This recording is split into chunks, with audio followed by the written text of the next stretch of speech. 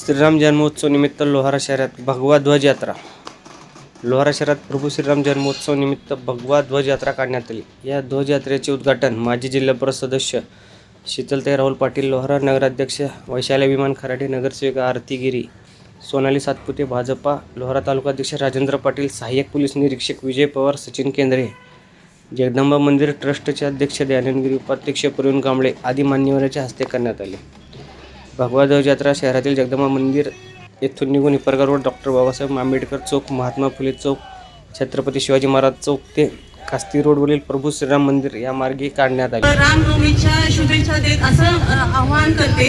जसं श्रीरामांचं वर्तन होतं त्याप्रमाणे आपण सर्वांनी वर्तन करावं, हेच एक ध्येय घेऊन आम्ही आजची भगवा ध्वज यात्रा काढलेली आहे. रामनवमी निमित्त भगवा ध्वज यात्रा, भव्य शोभायात्रा रामनवमीच्या पावन पर्वानिमित्त राज्यभरात आणि धाराशिव जिल्ह्यामध्ये तसेच या लोहारा तालुक्यामध्ये पूर्ण लोहारा शहरातील तालुक्यातील सकल हिंदू समाजाच्या वतीनं आज या पावन रामनवमीच्या निमित्त सर्वांना हे हिंदू समाज एकत्र आला पाहिजे.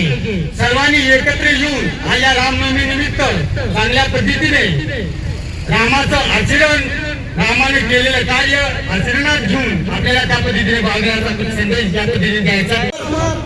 पौर्णिमेनिमित्त भगवा ध्वज यात्रा प्रत्येक तालुक्यामध्ये, या भगवा ध्वज यात्रेचा संदेश असा आहे, हिंदू जनजागरण आणि हिंदू संघटित होऊन जे रामाने कार्य केलं ते आपण आचरणात आणून